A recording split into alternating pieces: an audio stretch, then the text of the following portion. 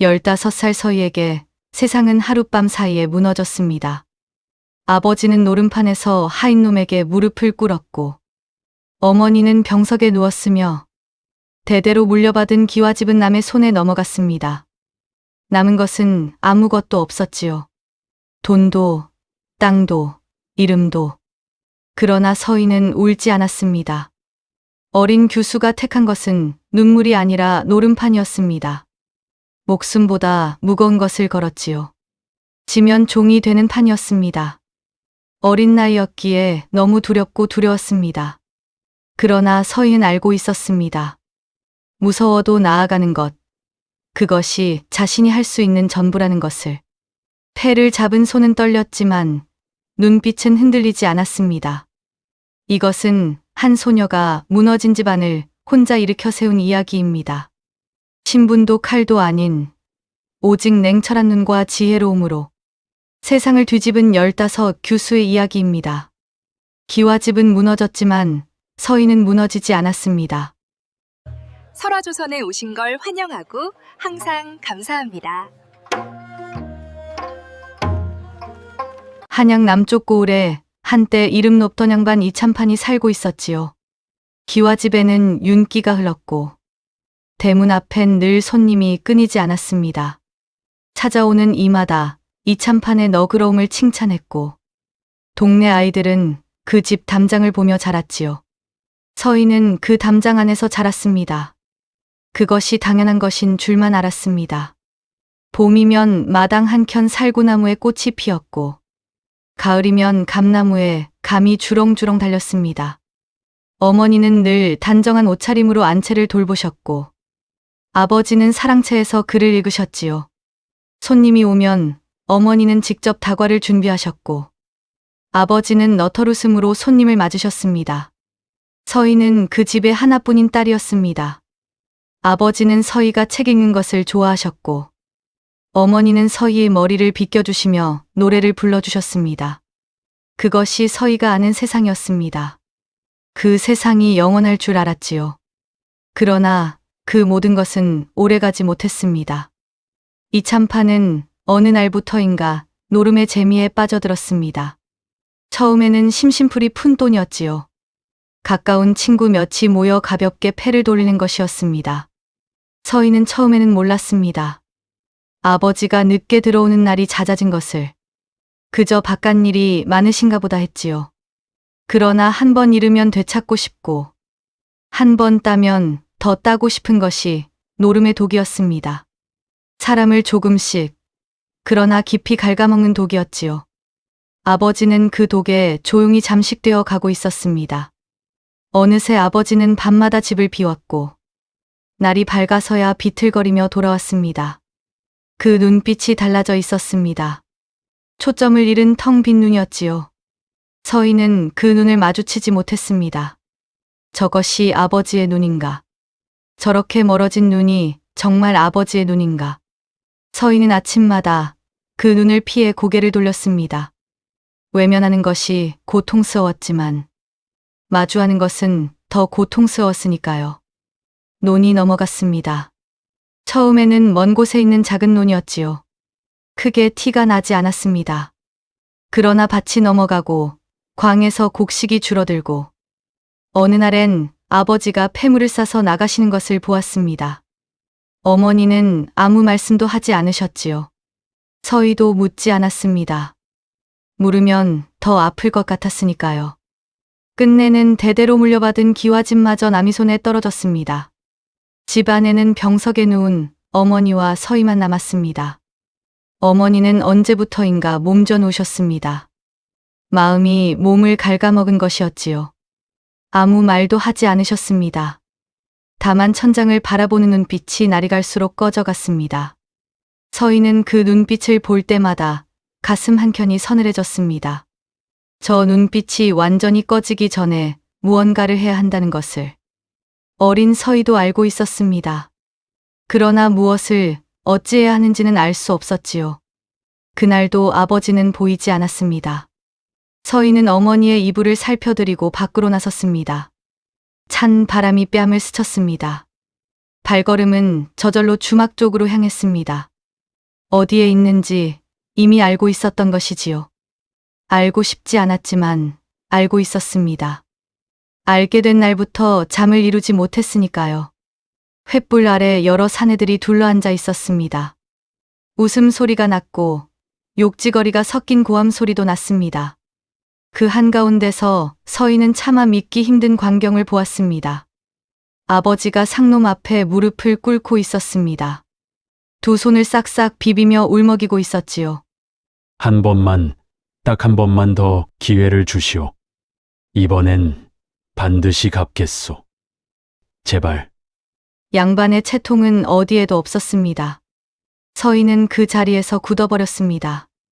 저것이 아버지인가? 저 구부러진 등이, 저 떨리는 목소리가 정말 아버지인가? 가슴 속에서 무언가가 와르르 무너지는 소리가 들렸습니다. 슬픔인지 분노인지 알 수 없었습니다. 둘 다인 것 같기도 했지요. 눈물이 차올랐습니다. 그러나 서희는 삼켰습니다. 울 시간이 없었습니다. 여기서 울어버리면 안 된다는 것을 서희는 알았습니다. 울면 지는 것이었으니까요. 이 집안은 이제 자신이 지켜야 한다. 그 생각이 가슴속에 돌처럼 박혔습니다. 차갑고 단단하게 서희의 중심을 잡아주었지요. 서희는 돌아섰습니다. 그리고 집으로 걸어갔습니다. 오늘 밤은 생각을 해야 했습니다.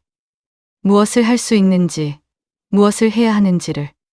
서희는 집으로 돌아와 어머니 곁에 앉았습니다. 어머니는 자고 계셨지요. 여위고 창백한 얼굴이었습니다. 서희는 그 얼굴을 한참 바라보았지요. 한때 고을에서 가장 단정하고 아름답다는 말을 들으셨던 어머니였습니다. 그 어머니가 이렇게 된 것이지요. 서희는 어머니의 손을 살그머니 잡았습니다. 차가웠지요. 반지꼬리에 있는 은가락지가 생각났습니다. 어머니가 그 가락지를 끼셨던 날들이 생각났습니다. 아버지와 나란히 서 계셨던 그 날들이. 나는 반드시 이 집안을 지킬 것이다. 어머니가 다시 그 가락지를 끼고 웃으실 수 있도록, 아버지가 다시 사람다운 눈빛을 되찾을 수 있도록. 서희는 그 다짐을 가슴 깊이 새겼습니다. 서희는 자신의 방으로 돌아와 자리에 누웠습니다. 그리고 눈을 감았지요. 잠은 오지 않았습니다. 그러나 마음은 고요했지요. 해야 할 일을 알았으니까요. 날이 밝기 전 서희는 일어났습니다. 밖에서 닭이 울었습니다. 아직 어두운 하늘에는 별들이 아직 남아 있었지요.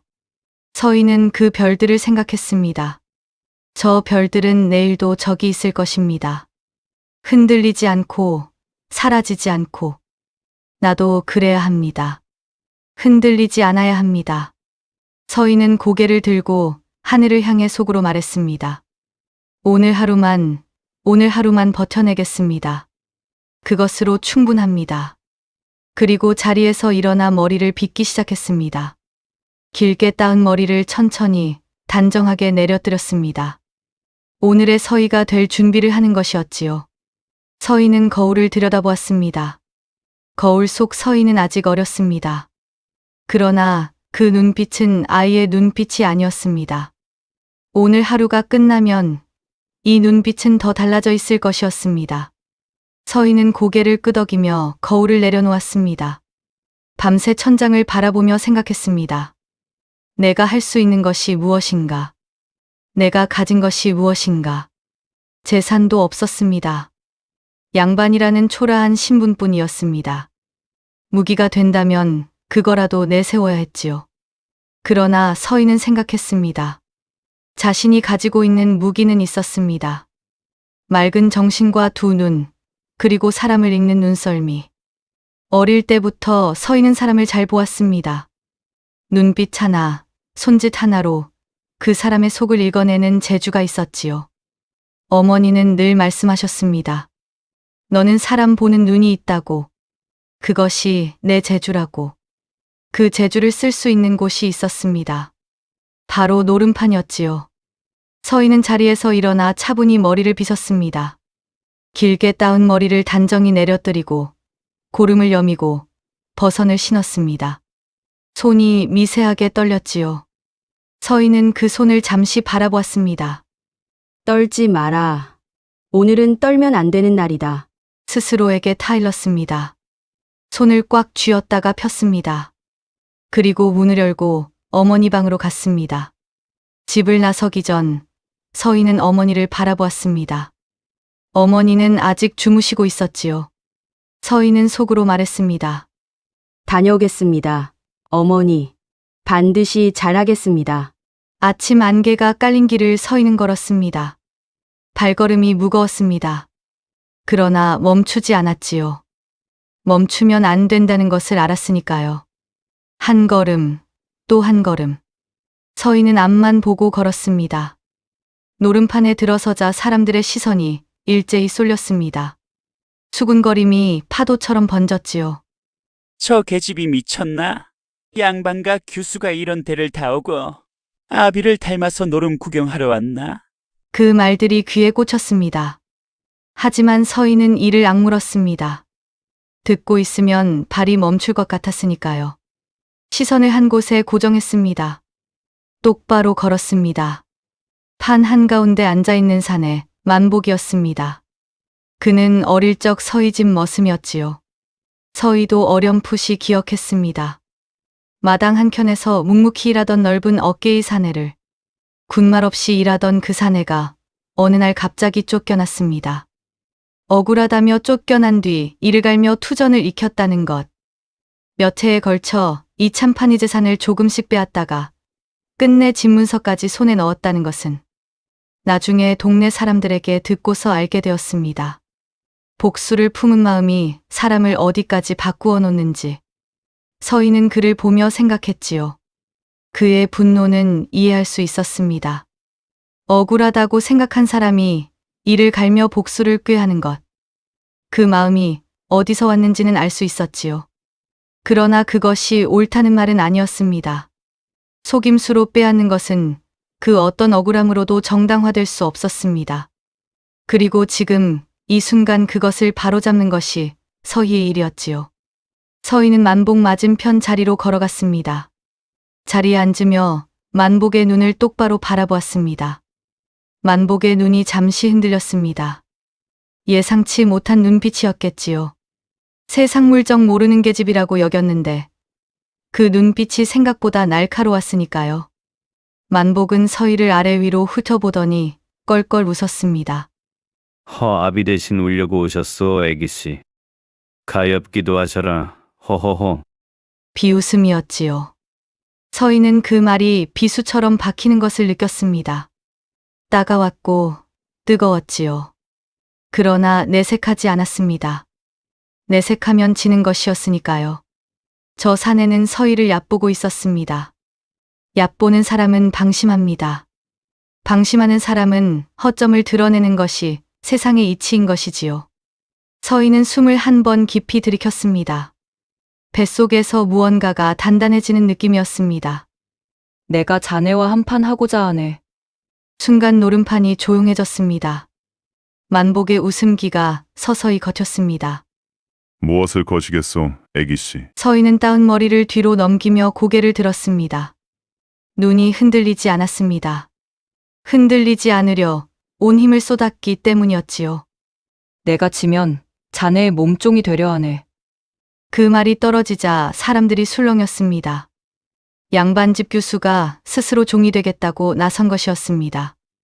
이런 일은 일찍이 없었지요. 서희는 속으로 생각했습니다. 무섭지 않은 것은 아니었습니다. 심장이 터질 것처럼 뛰고 있었지요. 그러나 지금 물러서면 영영 기회가 없었습니다. 물러설 곳도 없었습니다. 이것이 마지막 기회였지요. 무서워도 나아가야 했습니다. 그것이 지금 서희가 할 수 있는 전부였으니까요. 만복은 잠시 서희를 바라보더니 씩 웃으며 고개를 끄덕였습니다. 좋소이다. 앉으시죠, 애기씨. 서희는 천천히 자리에 앉았습니다. 자리에 앉는 순간 이상하게도 마음이 가라앉았습니다. 이제 돌아갈 수 없다는 것을 알았기 때문일까요? 각오가 완성되면 오히려 두려움이 사라지는 법이었습니다. 서희는 눈을 가늘게 뜨고 만복이 손을 바라보기 시작했습니다. 이제부터가 시작이었습니다. 서희는 자신에게 말했습니다. 흔들리지 마라. 저 사내의 말에도, 저 사람들의 시선에도 흔들리지 마라. 내가 봐야 할 것은 오직 저 손이다. 저 손이 무엇을 하는지만 보면 된다. 노름판은 시끄러웠습니다. 돈이 오가고 웃음소리와 탄식 소리가 섞였습니다. 그러나 서희의 귓속에는 아무것도 들리지 않는 것 같았습니다. 오직 만복의 손짓만이 눈에 들어왔지요. 서희는 그 자리에서 다짐했습니다. 반드시 이길 것이다. 어머니의 가락지를 되찾고 집문서를 되찾고 이 집안의 이름을 되찾을 것이다. 그것이 오늘 서희가 이 자리에 앉은 이유였습니다. 투전은 나무 조각에 숫자를 새겨 겨루는 노름이었습니다. 두 패의 숫자를 합해 끝자리가 9에 가까울수록 이기는 것이었지요. 두 패의 끝자리가 같으면 그것이 땡이었고 그 중 9땡이 가장 높은 패였습니다. 서희는 패를 받아들며 속으로 생각했습니다. 나는 노름을 모른다. 그러나 사람을 읽을 수는 있다. 노름은 패가 이기는 것이 아니라 사람이 이기는 것이다. 아버지가 진 것은 패가 나빠서가 아니었습니다. 저 사내가 속임수를 쓰기 때문이었지요. 그것을 찾아내면 되었습니다. 찾아내서 모두가 보는 앞에서 드러내면 되었습니다. 그러면 이길 수 있었습니다.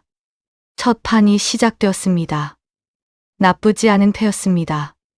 이길 수도 있었겠지요. 그러나 서희는 일부러 죽었습니다. 아직은 이길 때가 아니라고 생각했습니다. 아직 볼 것이 남아 있었으니까요. 속임수를 한 번 보는 것으로는 부족했습니다. 어떤 방식인지, 어느 순간에 쓰는지, 패를 어디에 숨기는지, 그것을 확실히 알아야 했습니다. 한 번 보고 섣불리 나섰다가 틀리면 그것으로 끝이었으니까요. 만복은 비웃으며 얼마 안 되는 돈을 쓸어 갔습니다. 이러면 너무 시시하게 끝날 것 같소, 애기씨. 서희는 고개를 숙인 채 아무 말도 하지 않았습니다. 눈은 만복의 손 위에 고정되어 있었지요. 패를 섞는 방식, 손가락이 움직이는 방향, 시선이 향하는 곳. 하나도 놓치지 않으려 했습니다. 눈을 깜빡이는 것도 아까웠습니다. 첫 판에서 이미 본 것이 있었습니다. 패를 돌리기 직전 만복의 시선이 아주 잠깐 소매 쪽으로 흘렀습니다. 눈 깜짝할 사이였지요. 아무도 눈치채지 못했을 것이었습니다. 그러나 서희는 보았습니다. 그리고 기억해 두었습니다. 한 번 더 확인해야 한다고. 서희는 속으로 다짐하며 다음 패를 기다렸습니다. 그러나 그 전에 서희는 잠시 생각했습니다. 만복이 처음부터 이런 방식을 써왔다면 이 판에서 진 사람이 아버지만은 아닐 것이었습니다. 얼마나 많은 사람들이 이 속임수에 당했을까요? 얼마나 많은 집안이 저 손 하나에 무너졌을까요? 그 생각이 서희의 마음을 더 단단하게 만들었습니다. 이것은 단순히 집문서 하나를 되찾는 일이 아니었습니다. 잘못된 것을 바로잡는 일이었지요. 서희는 그 생각을 품고 다음 판을 기다렸습니다. 두 번째 판이 시작되었습니다. 서희는 이번에도 졌습니다. 사람들이 혀를 찼습니다. 저러다 몸까지 팔리겠구나. 불쌍하기도 하지. 아비도 모자라 딸까지. 그 말들이 귀에 꽂혔습니다. 서희는 입술을 꾹 깨물었습니다. 잃고 있는 것이 아니었습니다. 보고 있는 것이었습니다. 지고 있는 것이 아니었습니다. 배우고 있는 것이었지요. 속으로는 오히려 차분해지고 있었습니다. 두 번째 판에서도 같은 순간에 같은 일이 일어났습니다. 패가 돌기 직전 만복의 소매 끝이 아주 살짝 들렸습니다. 그리고 패가 돌아오는 순간 만복의 손이 자연스럽게 소매 위를 스쳤지요. 두 번을 지는 동안 서희는 그것을 3번 확인했습니다. 틀림없었습니다. 저 사내는 소매 안에 패를 숨겨두고 있습니다. 나쁜 패가 오면 소매 안에 패와 바꿔치는 것이었지요. 그래서 아버지가 매번 진 것이었습니다. 그래서 이 판에 앉은 사람들이 다 진 것이었습니다. 처음부터 이길 수 없는 판이었습니다. 서희의 눈빛이 조용히 바뀌었습니다. 두려움이 거치고 냉기가 들어찼습니다. 이제 질 이유가 없었습니다. 이제 이길 때가 온 것이지요. 서희는 조용히 숨을 골랐습니다. 손이 더 이상 떨리지 않았지요. 그러나 서희는 바로 나서지 않았습니다. 서두르면 안 되었지요. 확신이 있더라도 섣불리 입을 열었다가 틀리면 그것으로 끝이었으니까요. 한 번 더 확인이 필요했습니다. 세 번째 판이 시작되었습니다. 서희는 패를 받으며 눈을 가늘게 떴습니다. 이번에는 졌지만 이 판에서 서희는 원하는 것을 얻었습니다. 만복이 패를 바꿔치는 순간을 정확히 포착한 것이었지요. 소매 안에서 꺼내는 손놀림, 그 순간의 시선 처리, 그리고 자연스럽게 가리는 방식까지 모두 머릿속에 새겼습니다. 서희는 속으로 정리했습니다. 만복은 패가 돌아올 때 소매 안에 패를 섞습니다. 그 순간 잠깐 시선을 돌립니다. 그리고 왼손으로 자연스럽게 오른쪽 소매를 가립니다. 이 세 가지가 동시에 일어납니다. 이것을 모두가 보는 앞에서 말하면 됩니다. 말하는 순간 만복의 손이 굳을 것이고 사람들이 볼 것이고 속임수가 드러날 것입니다. 그러면 이기는 것이지요. 서희는 천천히 고개를 들었습니다. 만복은 여전히 여유로운 표정이었습니다. 이미 이겼다고 생각하는 얼굴이었지요. 그 여유가 오히려 서희를 안심시켰습니다. 방심하는 사람은 더 깊이 빠집니다. 이제 마지막 판을 제안할 때가 되었습니다. 서희는 잠시 눈을 감았습니다. 어머니 얼굴이 떠올랐습니다. 병석에 누워 천장을 바라보던 그 눈빛이, 아버지가 무릎을 꿇고 빌던 그 모습이, 그리고 자신이 이 자리에 앉기 위해 새벽에 홀로 걸어오던 그 발걸음이, 모든 것이 이 마지막 판 하나로 모이고 있었습니다. 서희는 눈을 떴습니다. 그리고 만복을 바라보았습니다. 이제 되었습니다. 이제는 이길 수 있습니다. 서희는 어머니의 반지꼬리를 열었던 밤을 떠올렸습니다. 손이 많이 떨렸습니다. 반지꼬리 깊숙이 비단 주머니에 쌓인 은가락지 한 쌍이 있었지요. 어머니가 평생 아끼던 것이었습니다. 홀레날 끼셨다가 집안이 기울면서도 끝까지 팔지 않으셨던 것이었지요. 다른 것은 다 팔아도 이것만은 안 된다고 하셨습니다. 서희는 그 이유를 알았습니다. 이 가락지는 물건이 아니었습니다. 어머니에게는 행복했던 날들의 증거였으니까요. 젊었을 때의 어머니, 아직 아버지가 노름에 빠지기 전에 그 시절. 가락지는 그 시절을 기억하는 유일한 것이었습니다. 서희는 가락지를 손바닥 위에 올렸습니다. 차갑고 묵직했지요. 어머니, 죄송합니다. 잠깐만 빌리겠습니다. 반드시 되찾아오겠습니다. 그리고 꼭 돌려드리겠습니다. 서희는 눈을 감았다가 천천히 뜨고 노름판으로 향해 새벽길을 나선 자신과 너무 어두웠던 새벽길이 떠올랐습니다. 횃불도 없이 혼자 걸어온 자신의 모습과 발소리가 고요한 새벽에 또렷하게 들렸던 것도 떠올랐지요. 그러나 서희가 무서운 것은 새벽이 아니었습니다. 혼자서 노름판에서 싸워야 하는 두려움이 더 컸지요. 그러나 무서운 것과 못하는 것은 달랐습니다. 서희는 그것을 알고 있었습니다. 노름판에 들어섰을 때 사람들의 수근거렸던 모습이 떠올랐습니다. 서희는 그 말들에 눈도 깜빡이지 않았던 자신, 그리고 만복 앞에 앉았던 모습이 떠올랐지요. 그리고 비단 주머니를 꺼냈지요.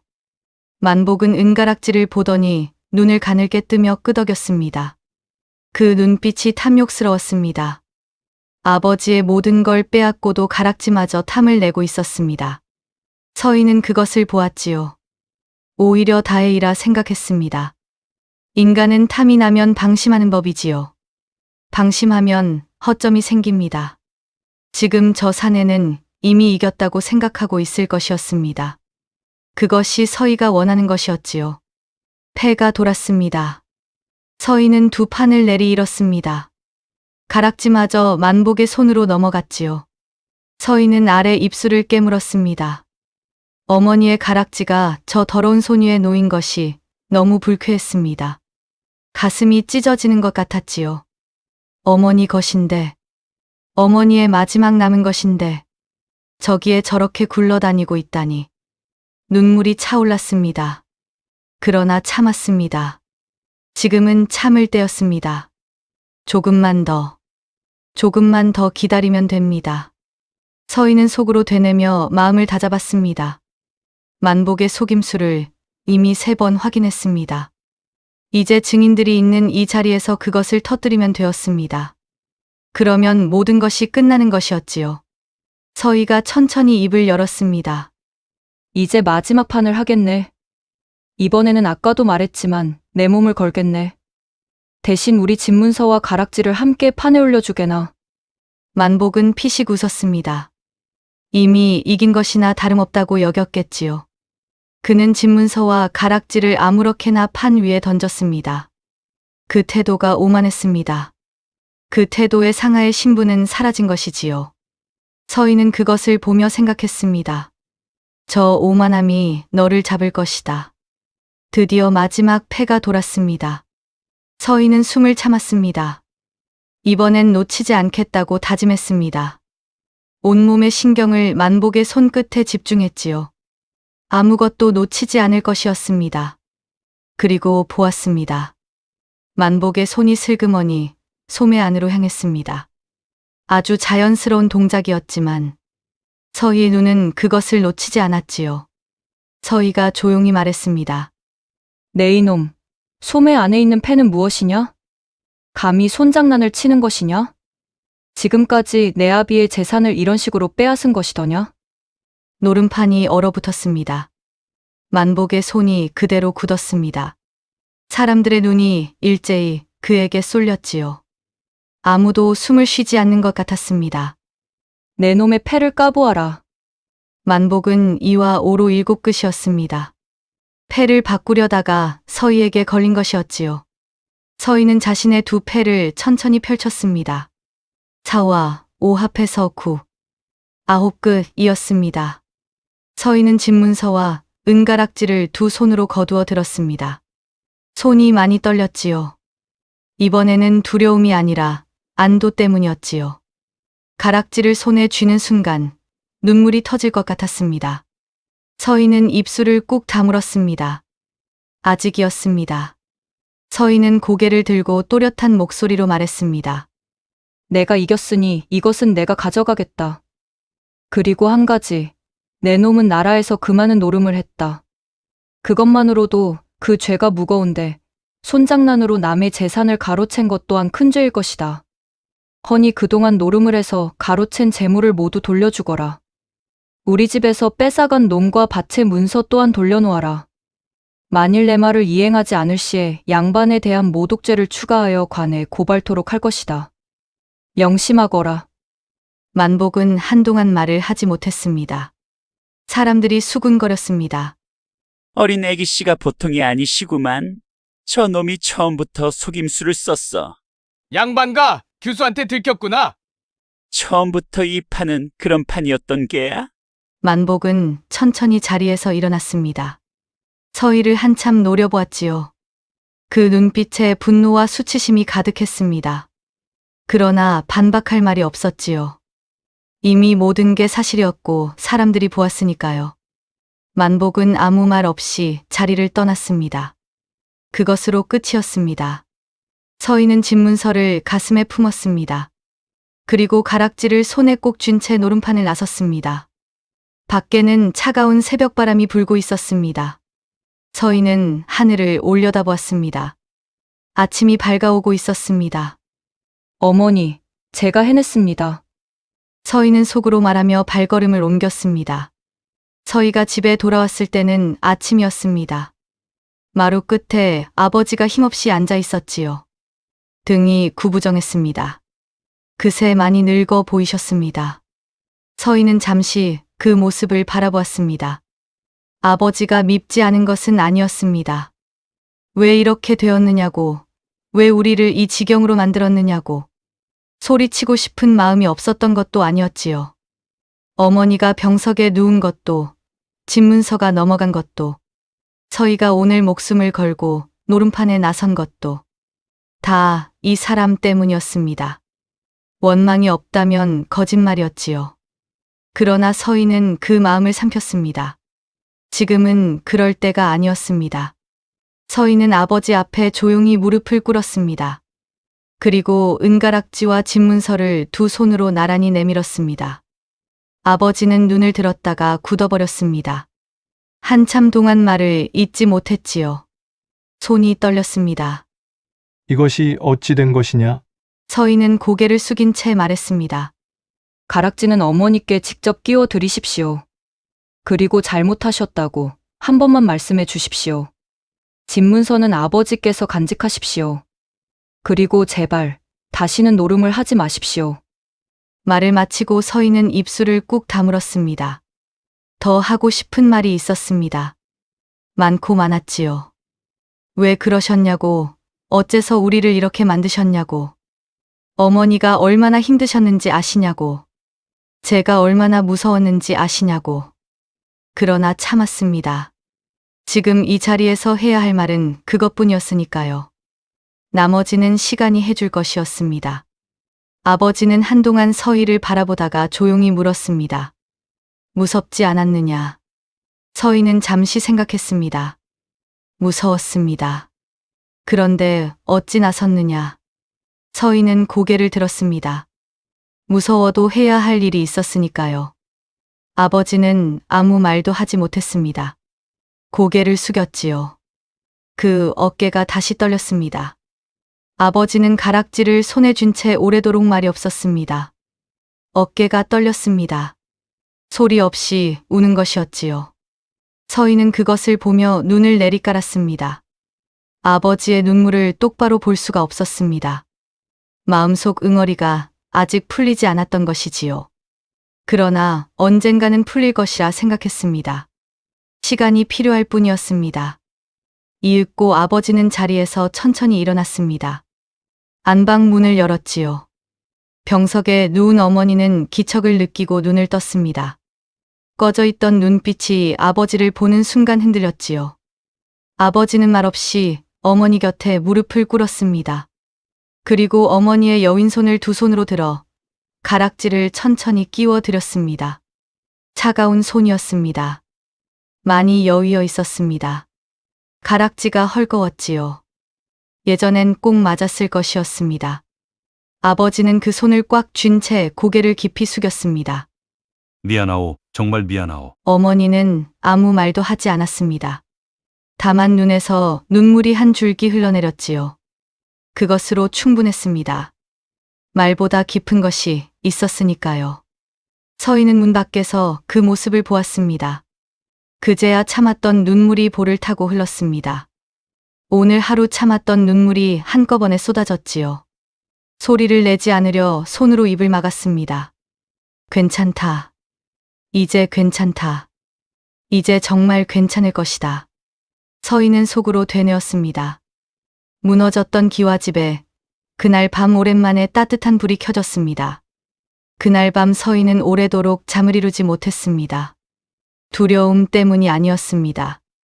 마음속에 쌓인 것들이 천천히 풀리는 느낌이었지요. 단단하게 뭉쳐있던 것들이 스르르 녹아내리는 것 같았습니다.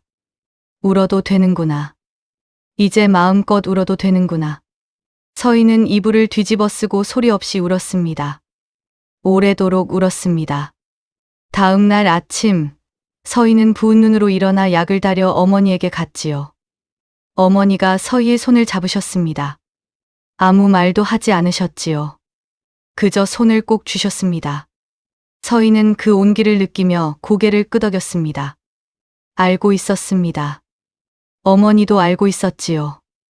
말이 없어도 통하는 것이 있었습니다. 아버지는 그날부터 사람이 달라졌습니다. 새벽이면 가장 먼저 일어나 마당을 쓸었고, 낮이면 무너진 담장을 고쳤습니다. 저녁이면 어머니 곁에 앉아 조용히 책을 읽어드렸지요. 말은 여전히 없었습니다. 그러나 그 침묵은 예전의 침묵과 달랐습니다. 책임지려는 침묵이었지요. 서희는 그 모습을 바라보며 생각했습니다. 사람이 변하는 데는 큰 말이 필요하지 않구나. 작은 행동들이 쌓여가는 것이구나. 마당을 쓸고 담장을 고치고 곁에 앉아 있는 것. 그것이 아버지가 할 수 있는 사과였습니다. 서희는 그것으로 충분하다고 생각했습니다. 어머니도 조금씩 나아지고 있었습니다. 은가락지를 끼운 손으로 문을 짚고 마당을 내다보실 때면 서희는 모른 척하며 지나쳤습니다. 그 모습을 오래도록 보고 싶어서 방해하기 싫었으니까요. 저 모습을 지키기 위해 자신이 노름판에 나섰던 것이었습니다. 그것으로 충분했습니다. 서희의 이야기는 얼마 지나지 않아 온 고을에 퍼졌습니다. 양반 가교수가 노름판에 직접 나섰다 하더라. 속임수 쓰는 놈을 혼쭐 내고 아비가 빼앗겼던 집문서를 되찾았다 하더라. 담대하기가 장부 못지않다더라. 사람들의 입에서 입으로 이야기가 퍼져나갔습니다. 소문이란 것은 물과 같아서 막을 수가 없었습니다. 고을을 넘어 한양까지 흘러 들어갔지요. 소문이 퍼지는 동안 서희는 몰랐습니다. 장에서 나무를 팔던 아주머니가 이야기를 전하고 길을 지나던 장사치가 다른 고을로 가져가고 한양에 올라간 상단 사람이 주막에서 이야기를 풀어놓는 동안에도 서희는 그저 집에서 어머니 약을 다리고 있었지요. 자신이 이야기의 주인공인 것도 몰랐습니다. 그런데 어느 날 서희가 장을 보러 나갔다가 처음으로 알게 되었습니다. 생선 파는 상인이 서희를 보더니 말했지요. 애기씨가 그 서희 애기씨 맞죠? 노름판에서 이긴? 서희는 당황했습니다. 저는 그냥 이참판댁 딸일 뿐입니다. 아이고, 겸손도 하셔라. 온 고을이 다 아는데. 서희는 얼굴이 붉어진 채로 발걸음을 빨리 했습니다. 그 모습을 지켜보던 사람들이 웅성거렸지요. 역시 보통 애기씨가 아니야. 저런 분이 우리 고을에 있다니. 서희는 집으로 돌아오는 내내 고개를 숙이고 걸었습니다. 칭찬이 부끄러웠습니다. 자랑스럽다기보다는 그저 해야 할 일을 했을 뿐이었으니까요. 그저 하루하루를 살았습니다. 아침에 일어나 어머니 약을 다리고 밥을 짓고 집을 쓸었습니다. 어머니의 몸이 조금씩 나아지고 있었습니다. 누워서만 지내시던 분이 이제는 가끔 문 너머로 마당을 내다보셨지요. 서희는 그 모습을 볼 때마다 가슴이 따뜻해졌습니다. 이게 살아가는 것이구나. 이게 집이라는 것이구나. 아버지도 달라져 있었습니다. 노름판에 발을 끊었고 아침마다 일찍 일어나 마당을 쓸었지요. 말이 없었지만 그 묵묵함이 예전과는 달랐습니다. 뭔가를 속죄하려는 묵묵함이었지요. 서희는 그것을 보며 생각했습니다. 사람이 바뀔 수도 있는 것이구나. 늦었다고 생각했었지만 늦은 것은 없는 것이었구나. 그 생각이 마음속 응어리를 조금씩 녹여주었습니다. 그렇게 평온하게 흘러가던 어느 날이었습니다. 그 소문을 들은 집안이 있었습니다. 얼마 전 과거에서 장원급제한 도령 기태의 집안이었지요. 기태의 어머니는 평소 아들의 혼처를 두고 고심이 많았습니다. 벼슬길에 오른 아들 곁에는 총명하고 강단 있는 사람이 있어야 한다고 늘 생각하였지요. 꽃처럼 예쁜 규수도 좋지만 어려운 때에 흔들리지 않는 규수가 더 귀하다고 여겼습니다. 그런데 딱 맞는 이야기가 들려온 것이었지요. 기태의 어머니는 그 이야기를 전해 듣고 무릎을 탁 쳤습니다. 지혜롭고 담대한 규수라. 그런 규수라면 우리 기태 곁에 꼭 있어야 하지 않겠느냐. 벼슬길이란 사람이 하는 것인데 그 곁에 지혜로운 사람이 있어야 흔들리지 않는 법이지. 얼른 중매쟁이를 부르거라. 며칠 뒤 이참판댁 대문 앞에 중매쟁이가 찾아왔습니다. 손에는 비단 보자기에 곱게 쌓인 예단이 들려 있었지요. 얼굴 한 번 본 적 없이 소문만 듣고도 사람을 보낸 것이었습니다. 아버지는 떨리는 손으로 예단을 받았습니다. 눈시울이 붉어졌지요. 이 집안이 다시 대접받는 날이 올 줄은 몰랐던 것이었습니다. 그것도 딸 덕분에. 아버지는 말없이 고개를 숙였습니다. 서희는 방에서 그 소식을 들었습니다. 가슴이 두근거렸습니다. 기쁜 것인지 두려운 것인지 알 수 없었지요. 혼례란 낯선 집으로 들어가는 것이었습니다. 그 집에서 어떤 사람을 만나게 될지 어떤 삶이 기다리고 있을지 모르는 것 투성이었습니다. 서희는 따은 머리를 만지며 먼 곳을 바라보았습니다. 그러다 이내 생각했지요. 노름판에서도 모르는 것 투성이었습니다. 그 두려움도 이겨냈습니다. 무서워도 나아가는 것. 그것이 서희가 아는 유일한 방법이었지요. 그 얼굴에 희미한 미소가 번졌습니다. 아주 잠깐, 아무도 모르게 말입니다. 그날 밤 서희는 어머니 곁에 앉았습니다. 어머니, 저 어떻게 해야 할까요? 어머니는 한참을 바라보다가 말씀하셨습니다. 두려우냐? 두렵습니다. 노름판에 나설 때도 두렵지 않았느냐? 서희는 잠시 생각했습니다. 두려웠습니다. 그래도 나섰습니다. 어머니는 손을 들어 서희의 볼을 쓰다듬었습니다. 그러면 된다. 두려워도 나아가는 것이 바로 인생이란다. 서희는 그 말을 마음속에 새겼습니다. 두려워도 나아가는 것. 그것이 자신의 길이었습니다. 노름판에서도, 혼례에서도, 앞으로의 모든 날에서도 마찬가지일 것이었지요. 며칠 뒤 서희는 우물가에서 동네 아주머니를 만났습니다. 애기씨, 그 도령이 참 훤치하다 합니다. 과거에서 장원을 했으니 앞날이 훤하죠 뭐. 애기씨한테 딱 어울리는 인연인 것 같소.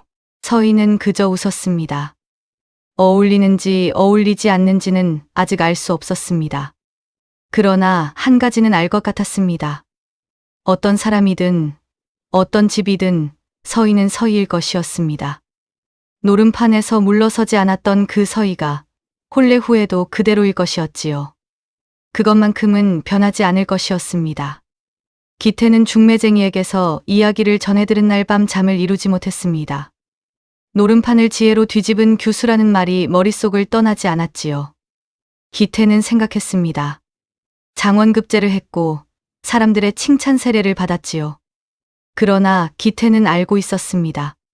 글 공부를 잘하는 것과 세상을 살아가는 것은 달랐습니다. 책 속에는 없는 것들이 세상에는 가득했지요. 벼슬길이란 험한 것이었고 사람이란 알 수 없는 것이었습니다. 아첨하는 사람, 시기하는 사람, 뒤에서 발목 잡는 사람. 그 모든 것을 혼자서 헤쳐나가기엔 기태는 아직 어린지도 몰랐습니다. 그런 기태에게 필요한 것이 무엇인지 그날 밤 처음으로 생각했습니다. 흔들리지 않는 사람. 두려워도 나아갈 줄 아는 사람. 속임수를 꿰뚫어 보는 눈을 가진 사람. 그런 사람이 곁에 있다면 자신도 흔들리지 않을 수 있겠다 싶었습니다. 다음 날 기태는 혼자 서희의 집 앞을 찾아갔습니다. 중매쟁이를 보내긴 했다고 들었습니다. 그러나 한 번 보고 싶었던 것이지요. 직접 눈으로 보고 싶었습니다. 어머니가 고른 사람이 아니라 자신이 고른 사람으로 만나고 싶었지요. 담장 너머로 마당이 보였습니다. 한 여인이 툇마루에 앉아 책을 읽고 있었습니다. 등 뒤로 길게 따내린 머리카락이 봄바람에 살며시 흔들렸지요. 화려하지 않았습니다. 꾸밈도 없었습니다. 수수한 옷차림이었고 아무것도 걸치지 않은 맨손이었습니다. 그러나 책장을 넘기는 손길과 조용히 앉아있는 태도에서 흔들리지 않는 대범함이 느껴졌습니다. 저 사람은 겁이 없는 것이 아니구나. 겁이 나도 나아갈 줄 아는 사람이구나. 기태는 그것을 단번에 알았습니다. 한참을 서 있었습니다. 서희는 기태를 보지 못했지요. 그저 책장을 넘기고 있었습니다.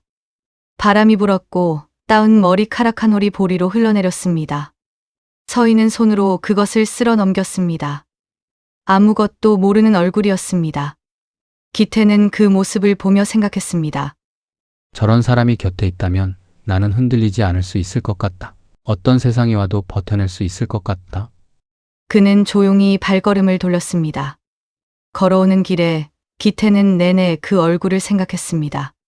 화려하지 않았습니다. 그러나 잊히지 않았지요. 강한 사람이 어떻게 생겼는지 그날 처음으로 알 것 같았습니다. 목소리 높은 강함이 아니었습니다. 조용하고 고요하고 그러나 흔들리지 않는 강함이었지요. 기태는 그런 사람 곁에서 자신도 그런 사람이 되고 싶다고 생각했습니다. 그는 집으로 돌아와 어머니께 말했지요. 어머니, 혼례를 진행해 주십시오. 반드시 저 규수여야 합니다. 어머니는 아들의 눈빛을 보고 빙그레 웃으셨습니다. 두말 없이 고개를 끄덕이셨지요. 혼례는 그해 가을에 치러졌습니다. 단풍이 물들고 하늘이 높아진 날이었지요. 서희는 길게 따았던 머리를 곱게 올리고 붉은 화롯을 입고 섰습니다. 머리를 올리는 순간 서희는 눈을 감았습니다. 길게 따아내렸던 머리카락이 이제 올라가는 것이었습니다. 소녀가 끝나는 순간이었지요. 서희는 그 순간을 천천히 느꼈습니다. 길게 따았던 머리카락 한 올 한 올이 올라가는 것을. 이 머리를 내리고 다닌 날들이 떠올랐습니다. 아버지를 찾아 노름판으로 향하던 날, 만복 앞에서 고개를 들던 날, 집문서와 가락지를 두 손으로 들어 올리던 날, 모두 이따은 머리를 하고 있었지요. 그 모든 날들이 지금 이 자리로 이어졌습니다. 서희는 눈을 떴습니다. 두렵지 않았습니다. 두려움이 없는 것이 아니라 두려워도 나아가는 법을 알았으니까요. 한때 종이 될 뻔했던 규수였습니다. 그러나 이제는 당당히 고개를 들고 서 있었지요. 병석의 어머니도 그날만큼은 자리에서 일어나 딸의 혼례를 지켜보았습니다. 누군가 부축을 해드려야 했지만 어머니는 스스로 걸으셨지요. 은가락지가 가을 햇살에 반짝였습니다. 어머니는 아무 말도 하지 않았습니다. 다만 그 눈빛이, 오랫동안 꺼져 있던 그 눈빛이 그날만큼은 환하게 빛났습니다. 아버지도 울었습니다. 소리 없이, 그러나 오래도록 울었지요. 이 눈물은 지난날의 눈물이 아니었습니다. 감사의 눈물이었습니다. 무너졌던 가문은 다시 일어났습니다. 사람들은 오래도록 이 이야기를 전했습니다. 서희와 기태는 그 뒤로 오래도록 행복하게 살았습니다. 기태는 벼슬길에서 많은 어려움을 만났지요. 시기하는 자도 있었고 함정을 파는 자도 있었습니다. 그럴 때마다 서희는 곁에 있었습니다. 흔들리는 기태의 손을 잡아주었고 흐려지는 기태의 눈을 맑게 해주었습니다. 서희는 말했지요. 서방님, 두려우면 잠시 멈추십시오. 그러나 포기하지는 마십시오. 기태는 그 말을 평생 가슴에 새겼습니다. 어머니는 그 뒤로도 오래 사셨습니다. 병이 차츰 나았고 가을이면 마당에 나와 햇볕을 쬐셨지요. 은가락지가 여전히 손에 있었습니다. 제법 살이 올라 이제는 꼭 맞았습니다. 어머니는 그 가락지를 볼 때마다 서희를 생각하셨다고 했습니다. 아버지는 끝내 노름판에 발을 들이지 않으셨습니다.